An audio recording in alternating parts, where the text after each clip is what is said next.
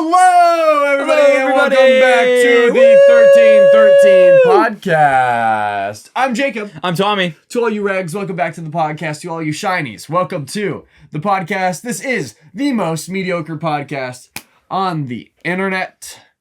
Coming at you today. Before we start, make sure that you have joined our Discord. Link is in the description. Link is in the link tree on our main channel. Link is everywhere. Make sure that you're in the Discord for a lot of fun, lots of Star Wars topics, and make sure that you are subscribed to the 1313 podcast. Why should you be subscribed to the 1313 podcast? I'm so glad you asked, Tommy. Oh my goodness. Oh my gosh. Because at 500 subscribers, we will be giving away this Bad Batch Rex Black Series figure. Oh my gosh. For your chance to win this figure in okay condition, be sure that you are subscribed to the podcast. And it can be yours for free. For free. For free. Now, to get us warmed up for today, I have... Oh, no. I have a would you rather. Oh, no. So, Tommy. Okay, Jacob. Lay it on me. Would you rather have unlimited bacon, but no games? Or games. Unlimited games, but no games. Huh? Say the second part again? Games. Unlimited games, but no games. Like, but no gains? But no games. Well, I think I would go with games. Bacon. But you're missing the caveat of the second option. It's unlimited games. But no games. But so why would I pick unlimited if I get none? But unlimited games, Tom. None limited, because there's none. I think you're missing the point. I think I am too. Games. Unlimited games. Hey, Jacob, do you want to hear a joke? Sure. So, so this morning... Shout out to Jay Schlatt for that would you rather. Thank you. So this morning, I set my alarm for 5:30, and I woke up at 5. Do you get it? Why did the chicken cross the road? Do you get the joke? Why did the chicken You're not listening. Do you get the joke? I'll say it again. I set my alarm for 5:30, and I woke up at 5. Mm-hmm. Do you get it? Do you get the joke? Mm-hmm. What's the joke? Tell me. That you woke up early. No, you're not listening. Shout out to Labadi for telling me that awesome joke. Why did the chicken cross the bod rod? No. Because. Okay. Oh my god. Hey, everybody. This also, is a Star Wars podcast. Before we start, you should also check out our many reviews and our vlog that we posted. We would be showing off weekly pickups today, but we're not, because you could check out each individual pickup as a review that we've been posting. Very cool. This past very week. Nice. The entire new wave of the Black Series we have in hand, so we've been Yes. pushing out reviews for those. We hope that you like them. Go enjoy. Also, as Tommy stated, we have a new vlog out. We went to a local park and we did some figure photography, had some fun, and then afterwards we just kind of went on a little figure hunt, like very spontaneously. Yes. So it was a ton of fun. I liked it a lot. It was a fun vlog to make. New areas unlocked on that figure hunt too. Yeah. New areas discovered. It was a lot of fun to do. I liked it a lot. Great to edit, funny to watch. And for all of you who listen to the podcast on Anchor, Spotify, Apple Podcasts, whatever, I see you all, my little Germans, my little Australians. You can go to our YouTube channel and check out that lovely content. That is 1313 Podcast at youtube.com. Woo! Thank you. But yeah, that vlog was super fun. That was. Yeah. I always like taking figure pictures.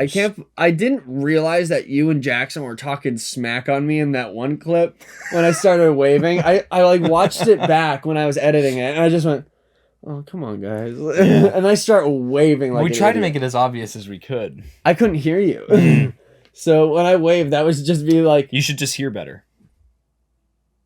Just hear better, okay? All right.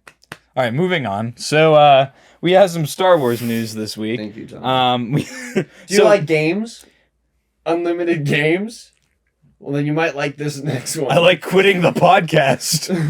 So, recently, Skydance Studios revealed that they will be doing a Star Wars cinematic video game. I've never heard the name Skydance Studios. I know before. the person that is heading the development of the game was the person that was in charge of Uncharted.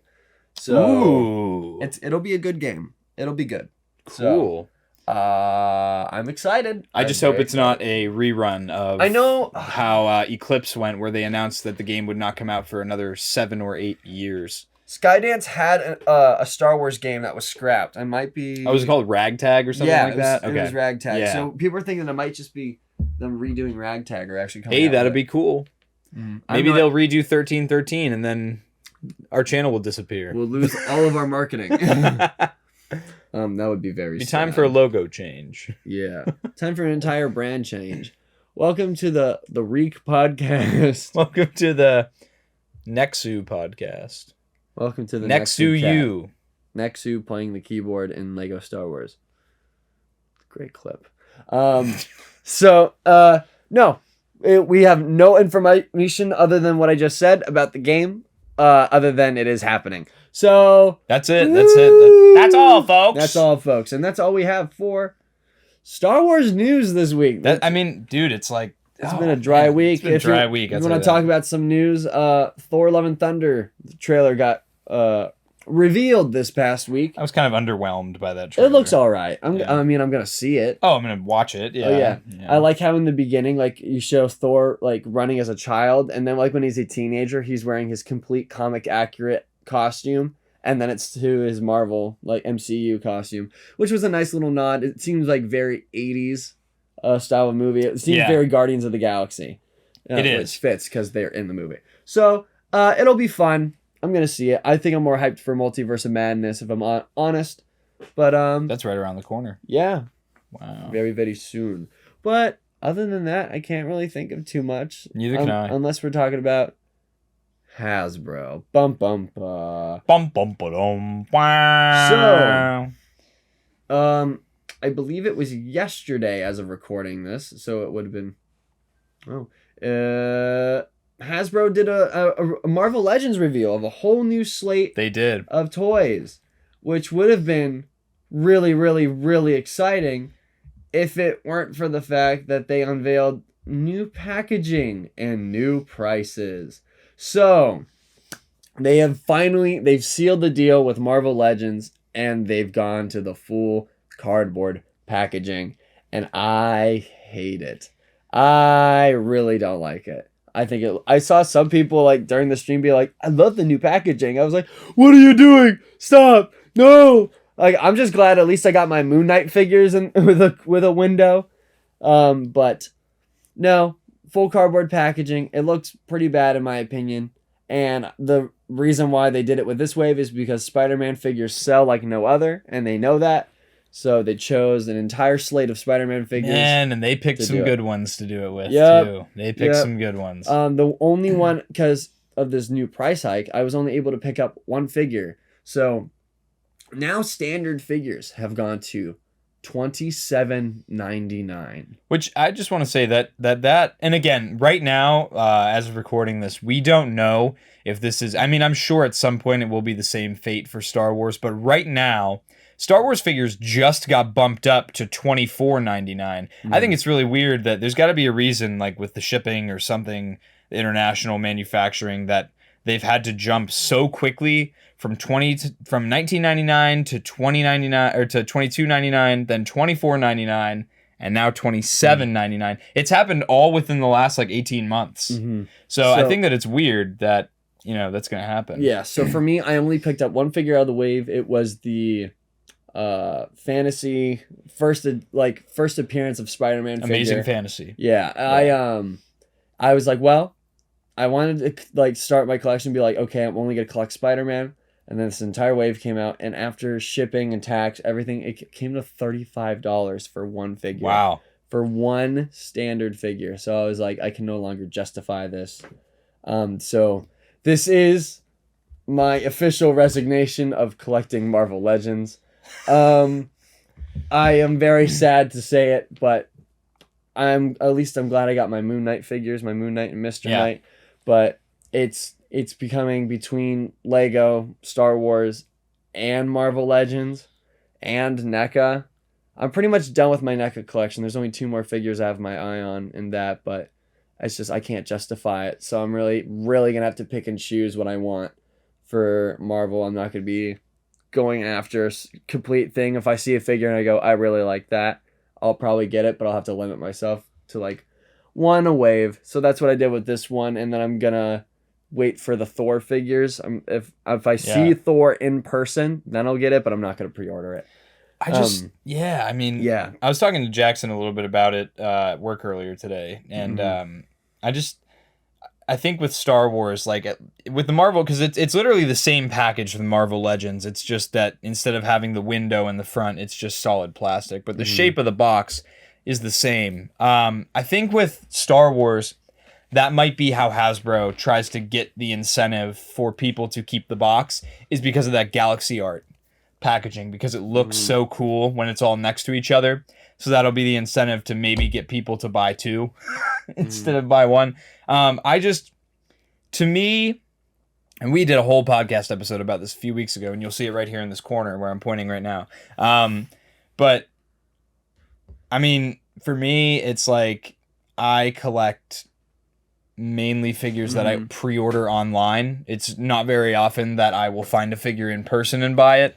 So like the whole figure swapping thing and the whole argument of seeing the figures on the box, that doesn't really affect me too much. Now, what makes me the most sad is things like this, amazing packages like this for anniversaries, are no longer possible.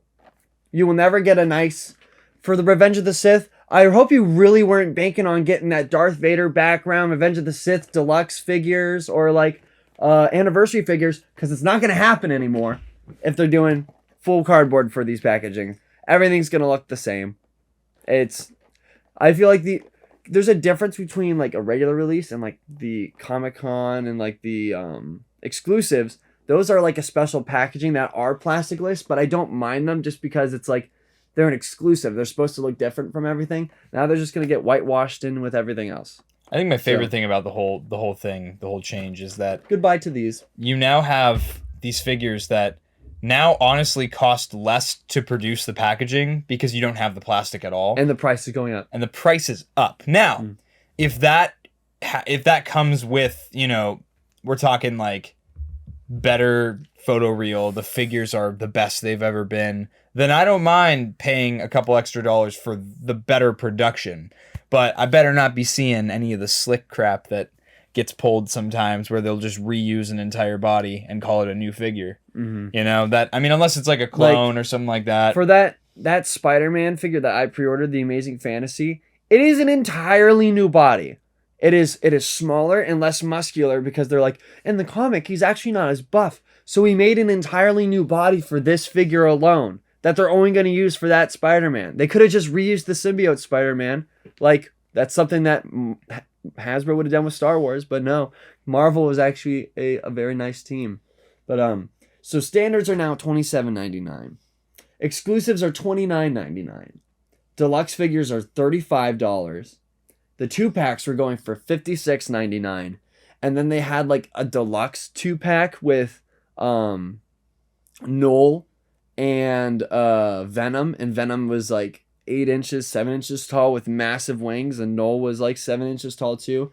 That pack was $75. Wow. After shipping, that probably comes out to be around $80, $85. So almost $100. And I wanted that Venom figure too. Guess I ain't gonna get it. So, yeah, the prices are getting to a point for me, it's kind of outrageous. Well, especially if I'm for a completionist collection like what we have, yeah, it's gonna get really tough. Well, I think too that, like I said, this has not affected the Star Wars line just yet officially. I'm sure that at the next God bless. Thank you, brother. I'm sure that at the next like live stream, whether it be fan first, whatever day of the week that Star Wars does, I'm sure that we will see some mainline or exclusive stuff that's plastic-free packaging. Yeah, and we already started seeing it in the vintage collection, and I'm gonna be honest, my TVC collection is done if they go to full cardboard. My only exception was that Tatooine Boba Fett figure, because I was like, I like that figure. I'm going to take it out of the box anyway, because I liked how he looked. I like that he was a deluxe.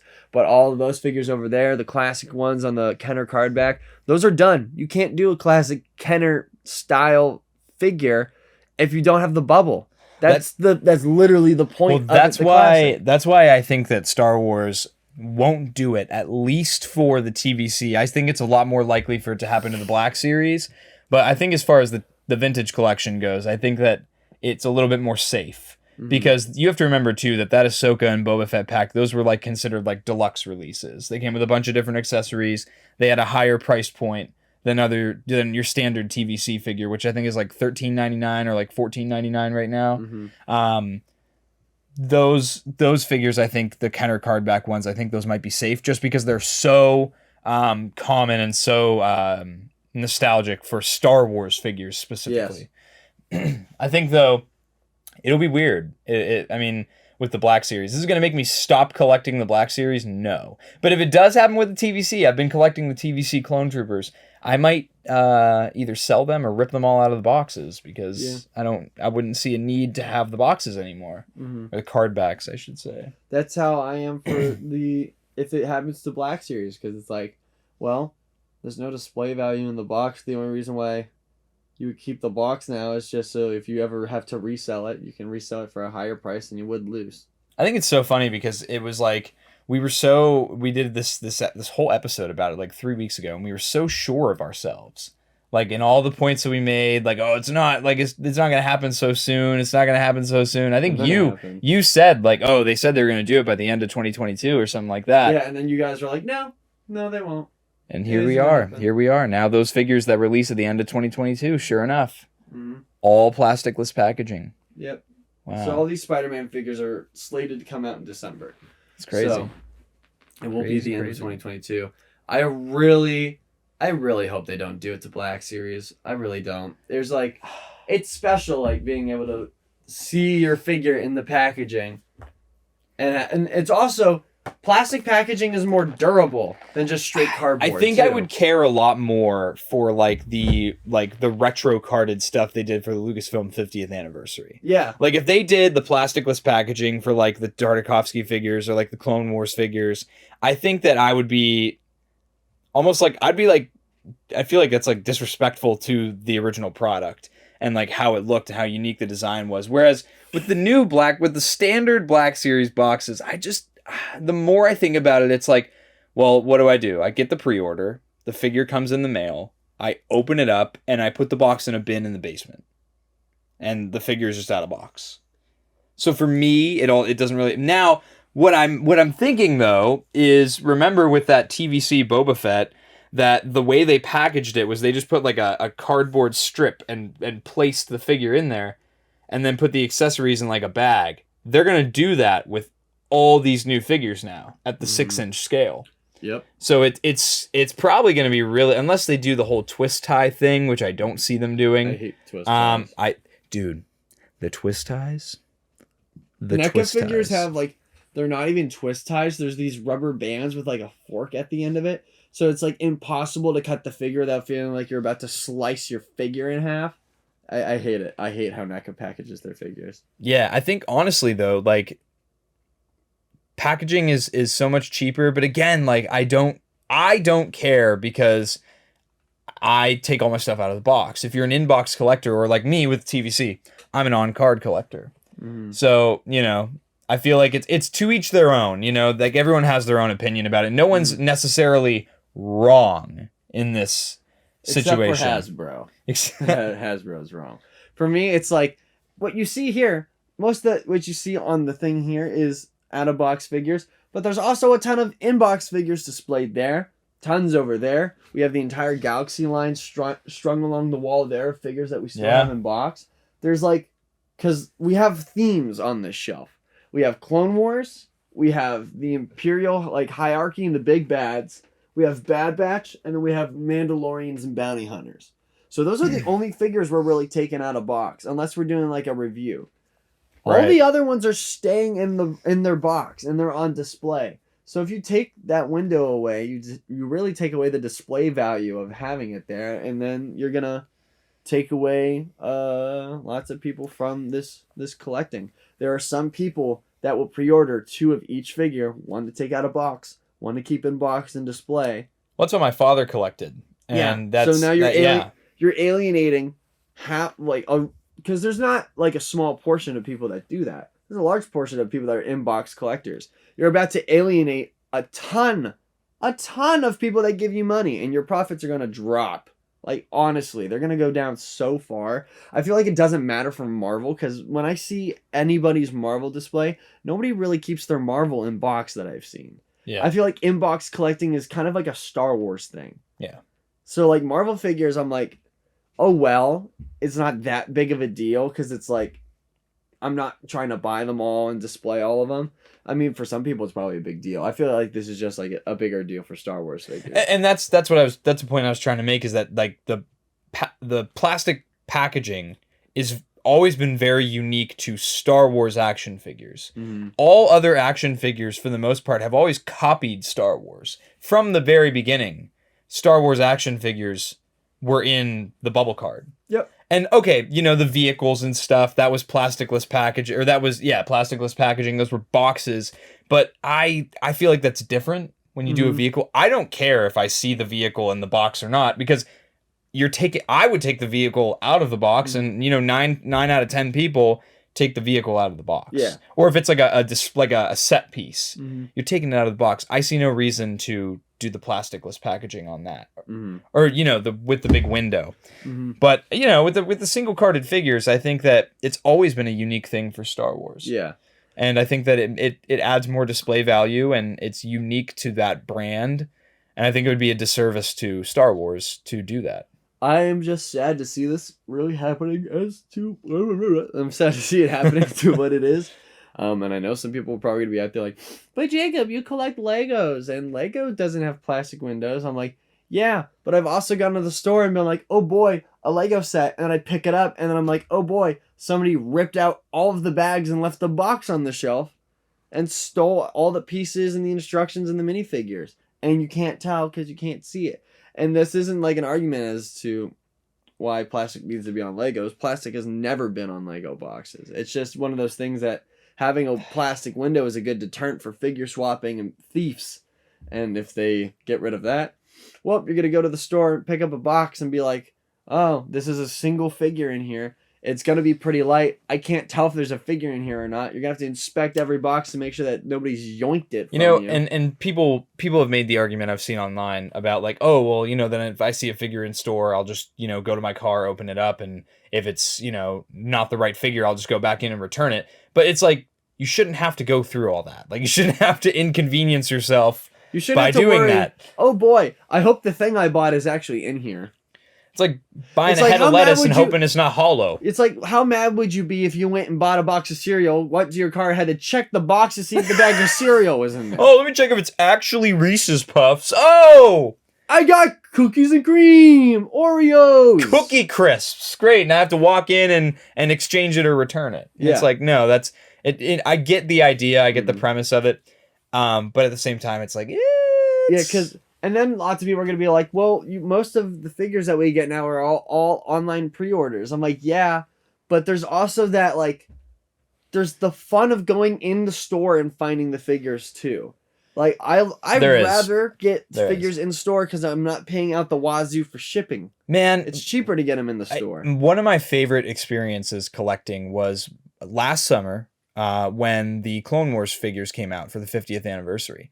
And I went to Target before they opened 4 days in a row to check for those figures, and it was kind of annoying to wake up early and you know, get ready and go, but I had so much fun doing it. When I went in the store and the guy pulled the figures out of the boxes from the back, and myself and the other collector that were there just gave each other like those big eyes at each other, and like, you know, just we got to share that excitement with each other. And then I got to go get in the car.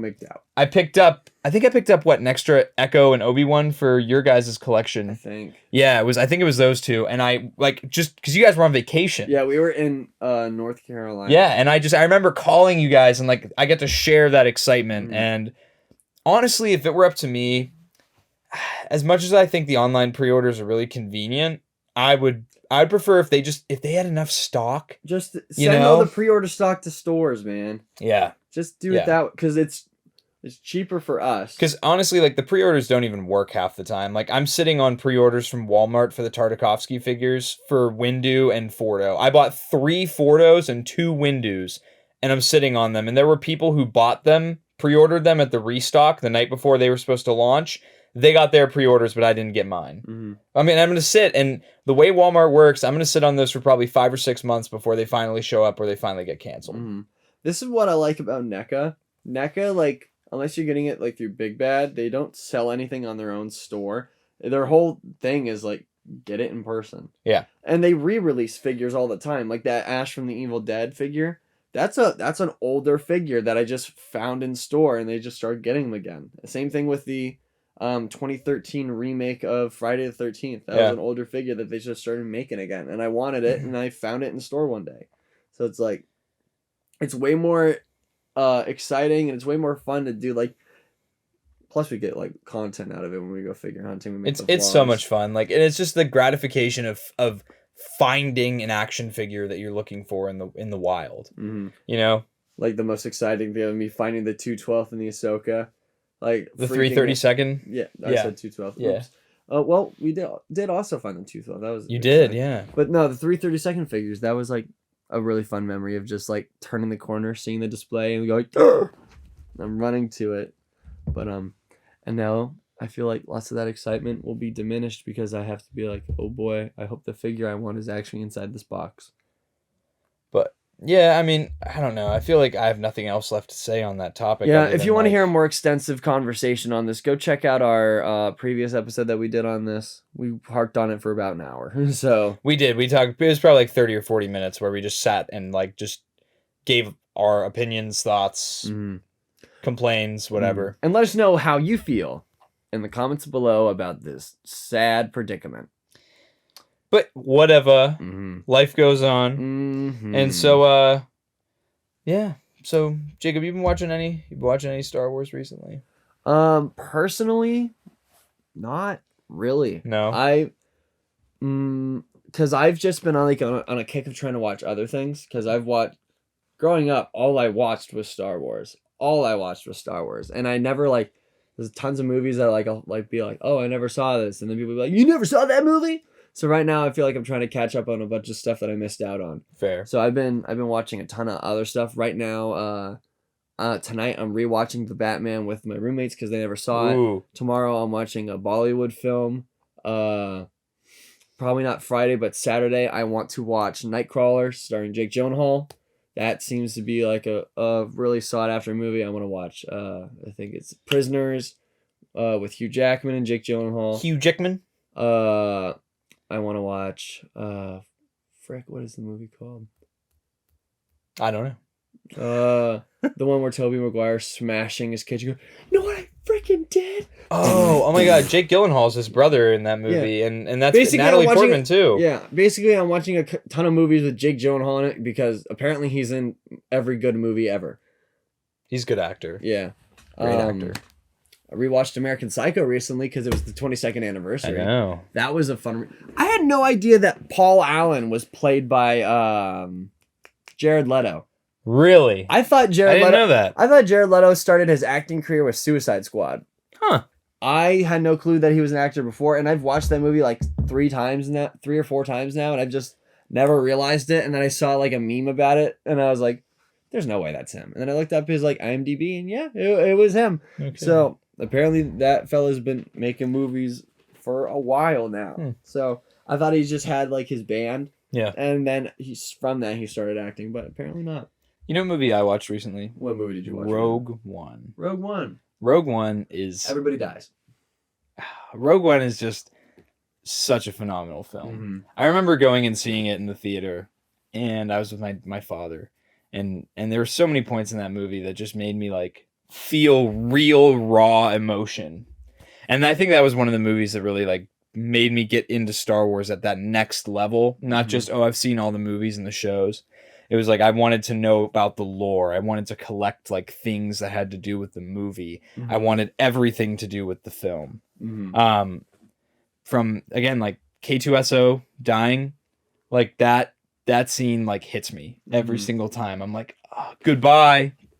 He's gone. Like that kills me. Like just seeing the bond between Jin and her father, and every character had real development and felt like a real person. And it was cool to see the dynamics clash and blend throughout the movie. It's also one of the most visually stunning Star Wars films. Oh, for sure. The cinematography in that movie is one of the best. I'm pretty sure I am probably wrong on this. I think the guy that did the cinematography for Rogue One is the same guy that did it for Blade Runner. Gareth Edwards.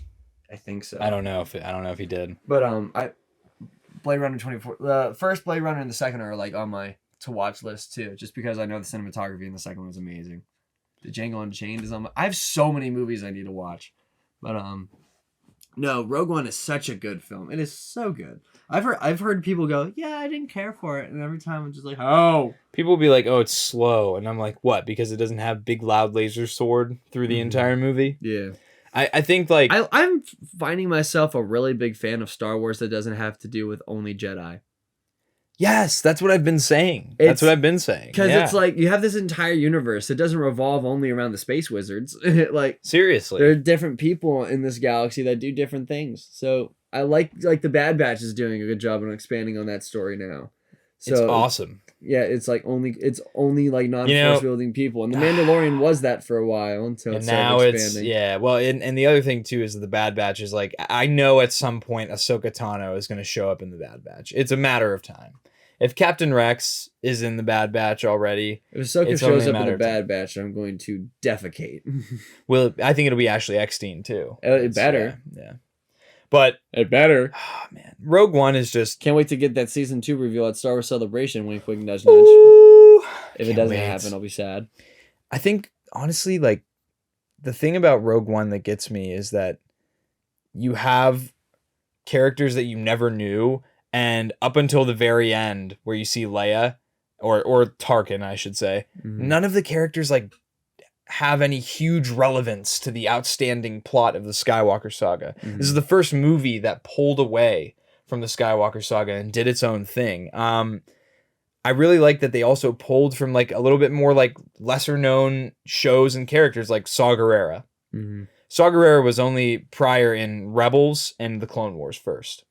They just pulled him and put him in the movie and made him fit, and he was a pretty major character in the movie. So I thought it was cool that they took a character that didn't really have a lot of big following. He wasn't like a main character, and they put him somewhere where he actually in universe belonged. So I don't know. I really like that film, and director Krennic's awesome too. If you haven't seen Rogue One, which would be really surprising if you're watching and you've made it 33 minutes and 51 seconds into this podcast, it would be really amazing if you haven't seen it. So if you haven't, go watch it. Rogue One's fantastic. I also watched The Rise of Skywalker again. Yeah, I heard about that one. Love that movie. I like that movie except for the fact that it feels really fast. I want it to slow down. It feels very fast. But which makes me like, it's a bit jarring. But I do have to say that movie is like, it makes me like love the Force dyad. And that was in this most recent watch of the movie, I never really cared for that part of it, that aspect of it. Really? Dyad and the Force. And now I'm all over it. It's my favorite thing. And I will never, you cannot tell me that the ability for Ben Solo and Rey to be able to fight from different parts of physical space and have pieces of those physical spaces transfer to each other's surroundings, dude, that is the coolest thing ever. It's so trippy. And the way that they're able to cut those fights is so cool. Have you seen the set that was used to film that? No. It's literally half of it. Half of it is the inside of the Star Destroyer. Half of it is outside. So cool. So I thought it was two separate cuts. And when Kylo walks in front of the camera, I thought it was like a wipe cut into the next shot. But it's one continuous shot. Yeah. Which is really impressive. One of my favorite things in cinema are really creative, like one shot takes. Like in Moon Knight when what's her name? Layla. When she in the newest episode, when she hops into the back of the Jeep and the camera just pushes through the door with her, but you hear the door close behind. That was a really cool thing. There's different shots that I've seen. It's like where it's the camera's like it looks like it's going through the reflection, but then it continues and it's like it bounces off the reflection and moves into real space. Shots like that are really cool just because it's like I know they're VFX, but they look so good. I'm like, how do they do that? But oh my goodness, how did you do that? How did you do that? But yeah, I think the other thing about the Rise of Skywalker on this most recent watch that I liked, I think I really like how the Force can be destructive, but I like how the most recent like Star Wars properties have been exploring the mystical aspects of the Force. I like when they do that instead of just like the raw destructive power, because then the raw destructive power that the Force can provide has so much more gravity because you don't see it all the time. Yeah, it's not overused. I am forgetting what I was gonna say. So that's good point, dude. That's lovely. 100%. Very absolutely. Good point. Yeah. You need to continue reading Thrawn, dude. I know. What are you on right now? I'm on Treason. I'm still on Treason. Oh my god! I got like 5 chapters in and I just stopped. You need to. It's not because I got bored. You need to finish that book. I know I do. Because that book ties heavily into Rebels. I know. So you need to read that, and also it ties tons into Rogue One. If you're talking about Rogue One. The entire book. Well, yeah, because Krennic's in the book. Oh, the entire book he's at odds with him. That'd be so cool. So I need to read it. And I need to read the last 3 books too. I'm almost done with the final book of Ascendancy. I have 8 hours left in my audiobook. I think I'm like halfway through. Ooh. So just found out some juicy details that I wish I could say, but I can't because it'll spoil it for you. Tough ski. I still want to do that Star Wars book club thing where we go through an entire Star Wars book. Let us know if you'd like to see a Star Wars book club. Because I know Lightsaber Radio is doing that with Rebels, and I don't want to do like a play-by-play of a show. Yeah. Because half the people that watch us have already seen the Star Wars shows. We don't need to tell them what they've already seen. Which by the way, welcome to all of our new viewers and listeners. Yeah, we've been growing a lot recently, and we want to say hello to all of you, and all you Shinies. Would you like to see a Star Wars book club episode? I think that'd be a lot of fun. I feel like it would be more than an episode. It'd have to be a series. Like if we went through like 2 chapters every week of a book, and then we went through like one of the High Republic books, but got all the way through it, and then that'd be a lot of fun. Had like a discussion about it, because then that would be an incentive, one, for us to get through those books and then experience that Star Wars. And then 2, for people that don't feel like listening to an audiobook and don't feel like reading it, they get the summary of it from us. They do. They get our version of it. Yeah. Which I don't know if you want to trust our version of a book. Yeah. I'm quite dyslexic now. No, I feel like that'd be fun. But, oh well. So there is some Lego news for this week. So, y'all like May the 4th, and y'all like gift with purchases. It was leaked by Promo Bricks today that the Promo Bricks is back. Yeah. Nice.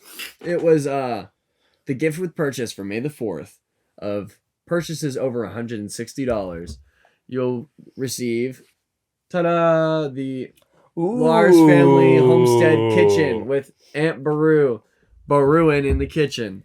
So, I think the minifigure looks okay. There's absolutely 0 printing on her skirt, which is dumb, but that's just the highest price point gift with purchase. We know that there's 2 other ones that will be out for May the 4th, so we will have to see what they are. So is it like tiers, like Patreon tiers? Kinda.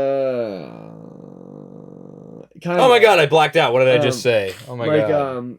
What was it? It was like how if you spent like so much on, like when I bought the Razor Crest, it was like it for Star Wars. It was Empire Strikes Back. If you bought $50 worth of something or $60. Oh, I know what you're talking about. Yep. I got that Han Solo and Carbonite keychain that I turned into a necklace.